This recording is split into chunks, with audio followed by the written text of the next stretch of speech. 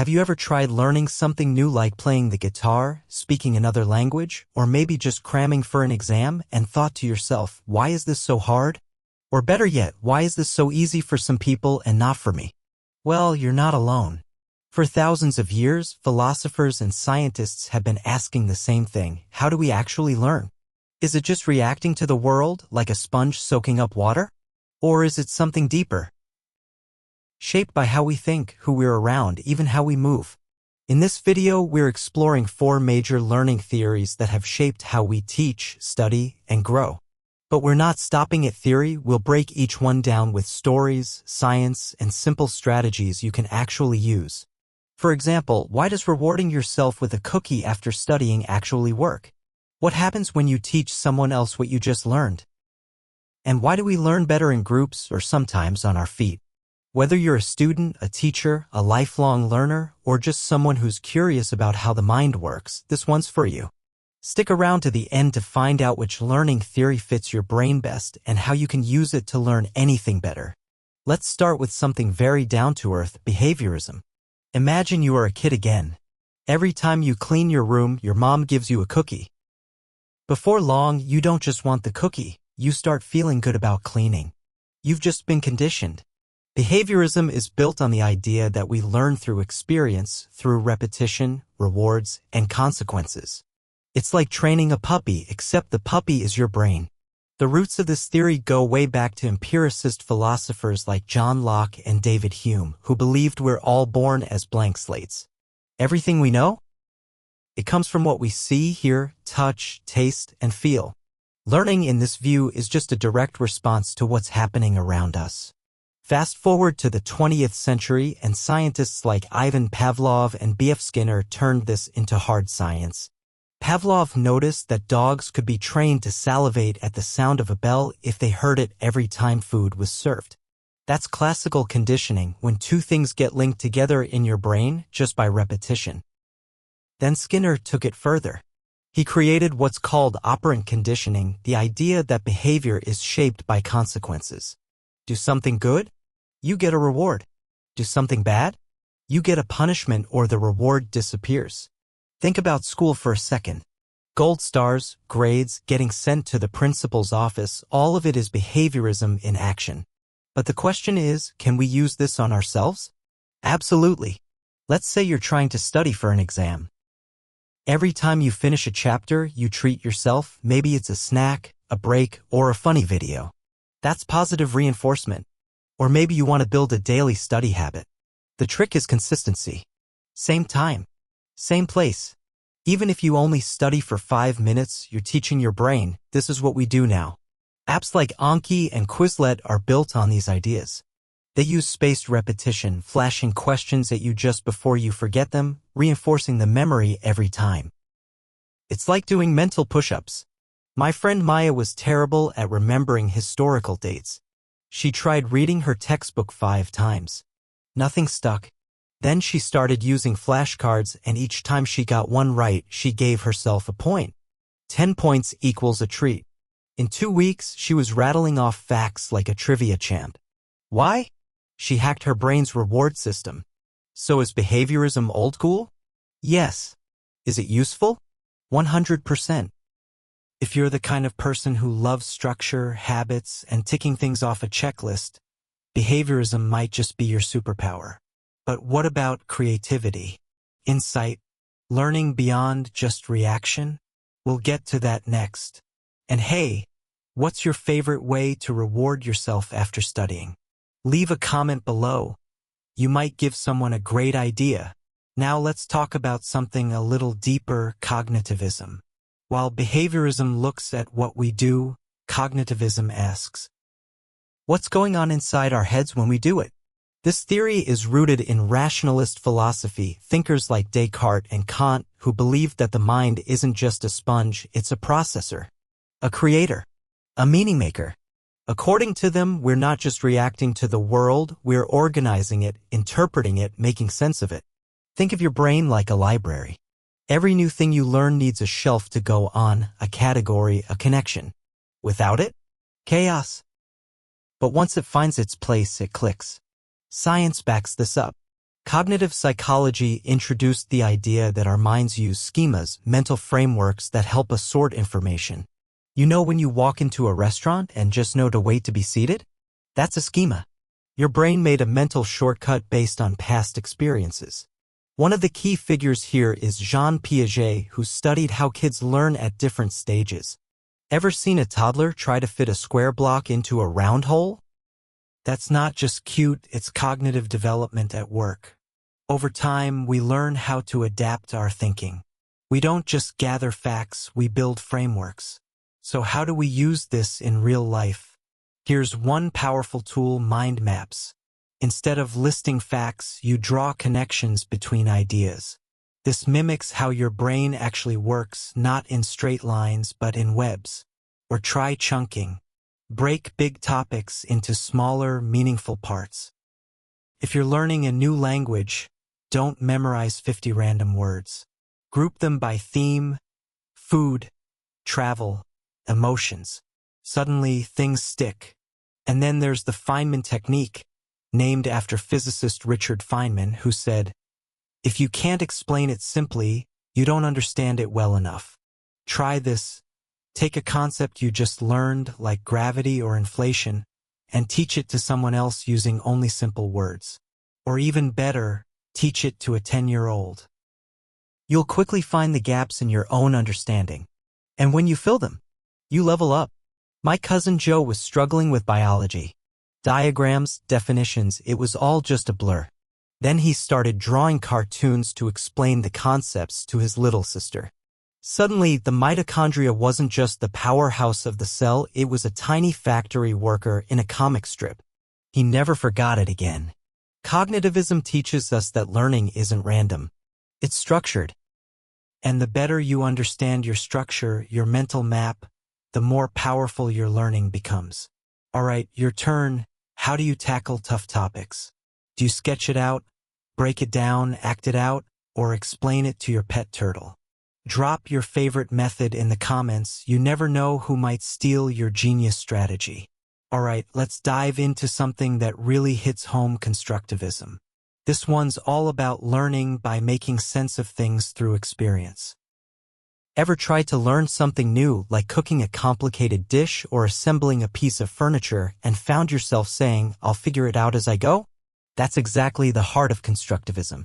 It's not just about taking in information like a sponge, but actively building your own understanding of the world, piece by piece, step by step. Let's go back a bit to some philosophers like Kant and John Dewey. These guys weren't just talking about learning for the sake of learning. They believed that knowledge is something we construct. We don't just take facts and accept them as truths, we build our own mental structures using everything we encounter, experiences, interactions, reflections. You know how when you're trying something for the first time, maybe it's a DIY project or a new sport, you'll make mistakes, right? And you might feel frustrated. But then, after a few tries, you get it. You build the understanding over time.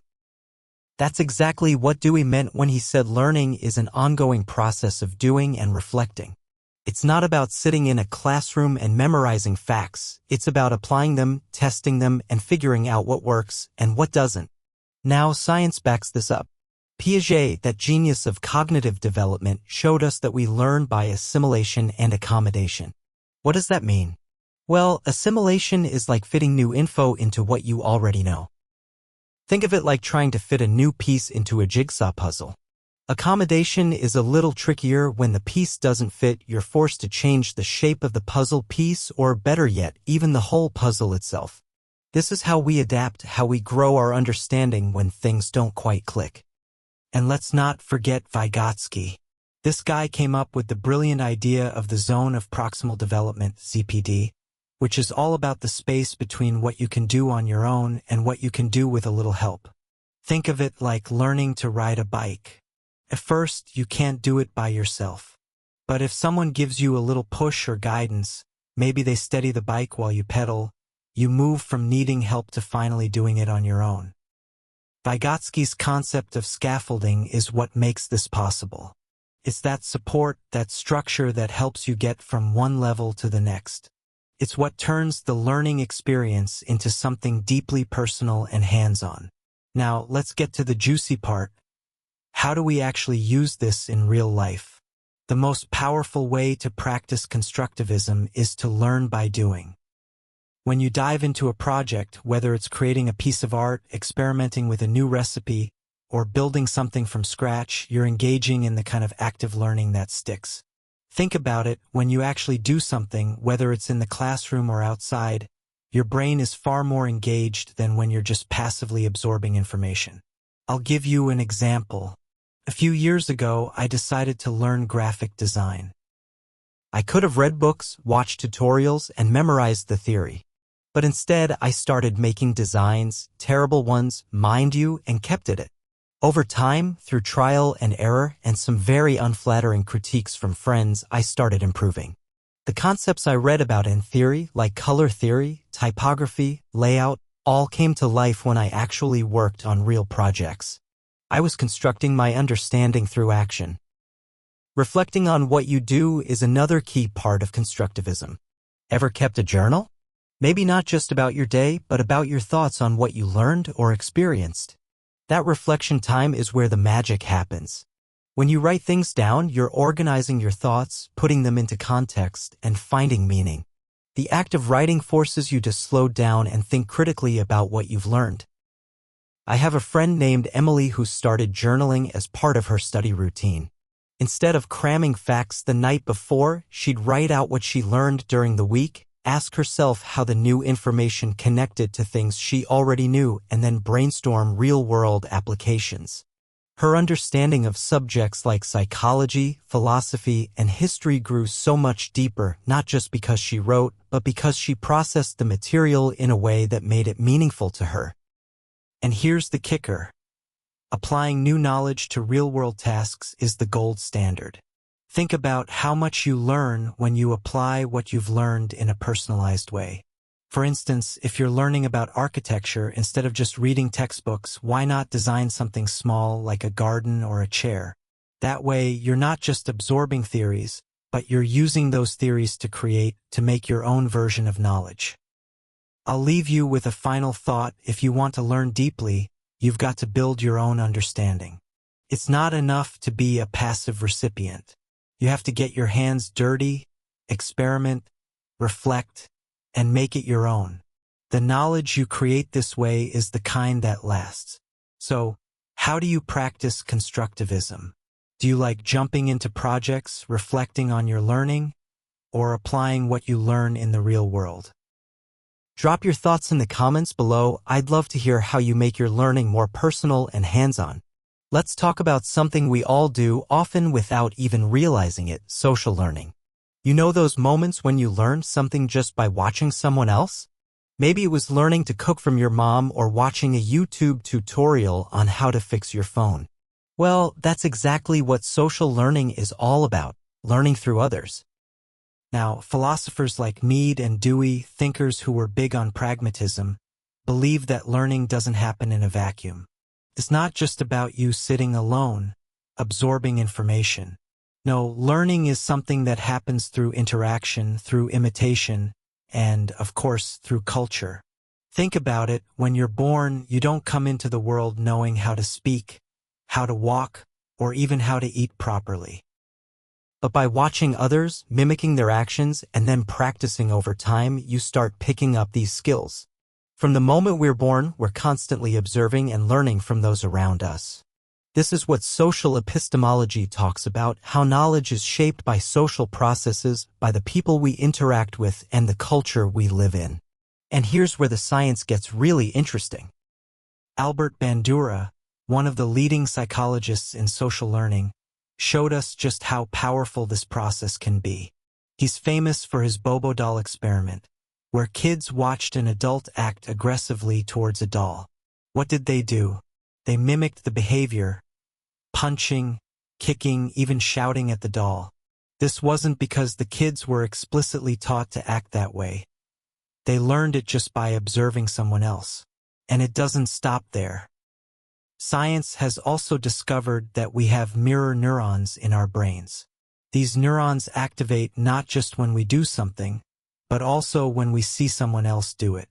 When you see someone smiling, laughing, or even struggling with a task, your brain essentially mirrors their emotions or actions.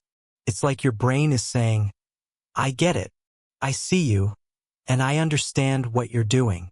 It's why we feel empathy, why we imitate, and why learning happens so naturally through others. So, how do you actually practice social learning? Well, first off, one of the best ways is to join study groups or learning communities. We've all heard the saying, 2 heads are better than 1, and it's true. Being around people who share similar goals or challenges means you can share insights, tackle problems together, and learn from each other's mistakes and successes. I remember in university, I was part of a small study group for a particularly tough subject. At first, I was hesitant. Everyone seemed to know more than I did. But after a few weeks of discussing the material together, bouncing ideas off each other, and even teaching concepts to one another, I found that I understood the material on a much deeper level. It wasn't just that I learned the content, but that I learned how to approach problems from different angles, all because of the group dynamic. Then there's the idea of watching others, whether it's mentors, tutorials, or just observing how someone else handles a task. The best way to learn how to do something new is often to simply watch someone do it first. I'll give you an example. When I was learning to use a new software for my work, I turned to YouTube tutorials. But what really clicked was when I watched someone walk through a project step by step. As I followed along, I not only learned the tool, but also picked up on small tips and tricks that I never would have known just by reading the manual. And don't forget that role modeling is another powerful aspect of social learning. Ever had a role model? Someone you admire who shows you how things can be done? Whether it's a teacher, a boss, a colleague, or even a family member, role models can shape our learning in profound ways. I once had a manager who was incredibly skilled at organizing chaotic projects. I learned so much just by observing how she structured our team's tasks, communicated with everyone, and handled pressure. It wasn't just the what she did, but the how. I found myself mimicking her strategies, and before long, I was applying them in my own work. Here's the thing, learning doesn't happen in isolation. It thrives in community. Think about it. How many times have you learned something simply because you were surrounded by people who valued learning?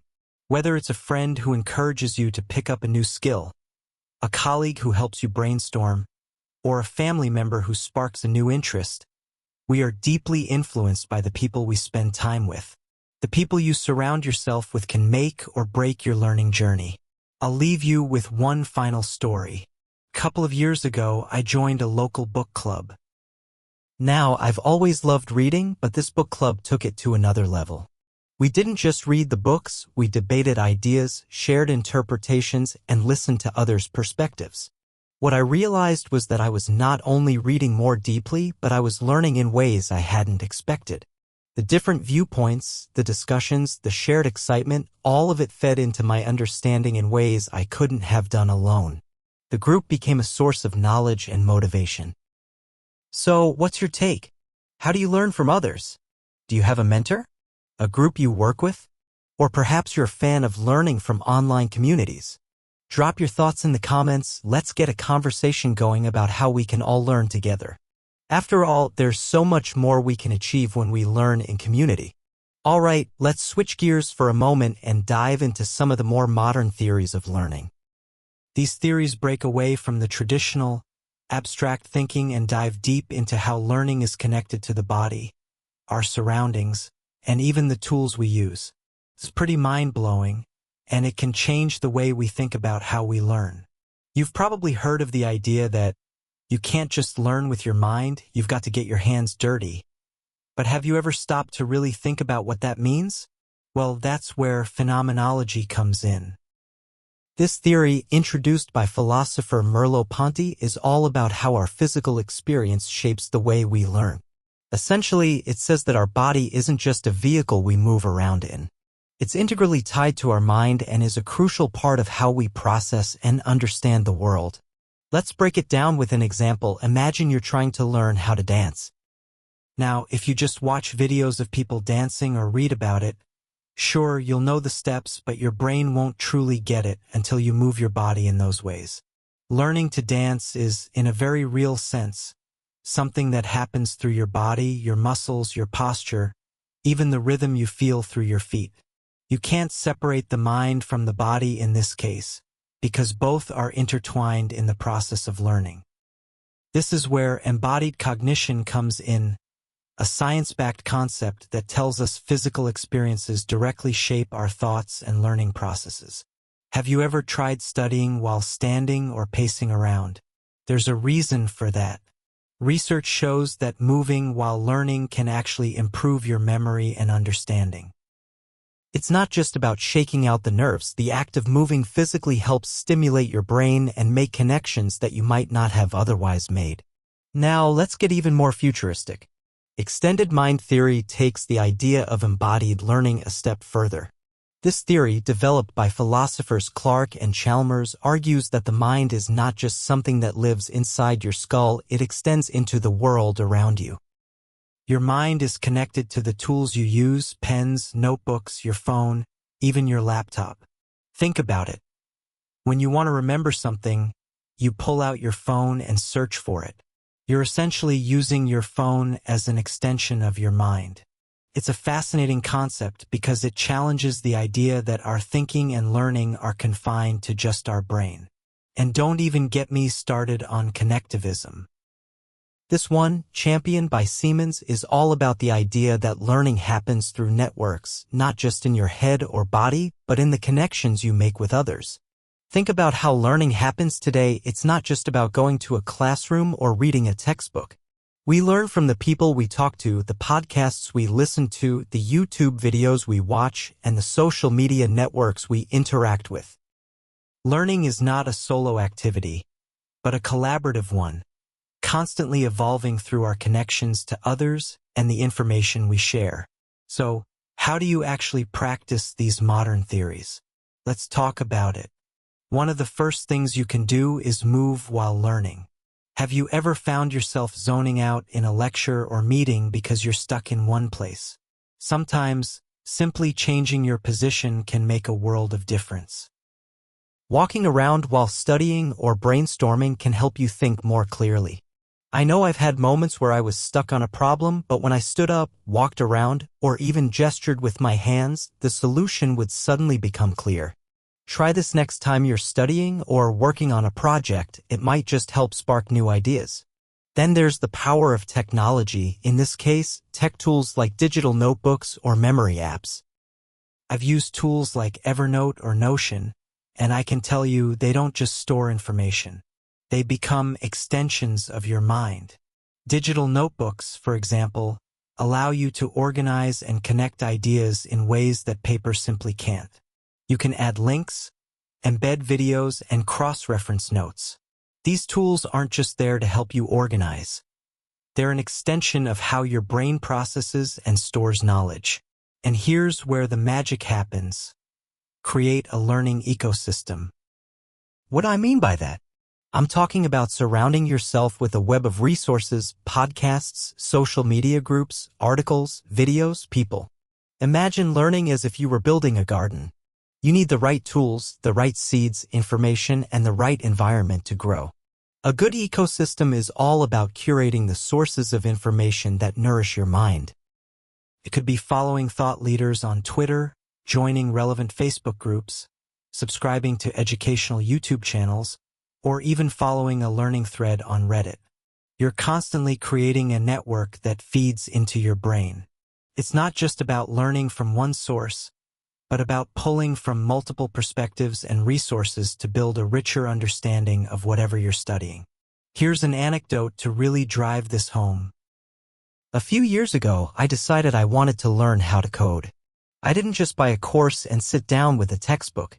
Instead, I created my own learning ecosystem. I watched YouTube tutorials, followed programmers on Twitter, joined coding communities on Reddit, and used apps like GitHub to interact with real-world projects. Every new thing I learned was immediately put into practice through small projects. The result? It didn't take long for me to not only learn how to code but to start thinking like a programmer. The connections I made, both with people and with technology, helped me integrate new information and apply it in ways that textbooks couldn't teach. So, how do these ideas fit into your learning life? Have you ever used your phone as an extension of your mind? Or moved around while studying to boost your focus? Or maybe you've started building your own learning ecosystem. Drop a comment and let's discuss how we're all learning in these new modern ways. After all, learning is a constantly evolving process, and it's always better when we do it together. So here's the big question: are we shaped by what we see and hear? What we think and feel? What we do? Or who we're around? The truth is, all of these theories offer something valuable. The best learners don't just stick to one approach, they adapt and choose the right lens for whatever task they're tackling. Now, which theory matches how you learn? Drop a comment below, I'd love to hear your thoughts. And hey, if you enjoyed this, don't forget to like, share, and subscribe for more content that blends psychology, philosophy, and science.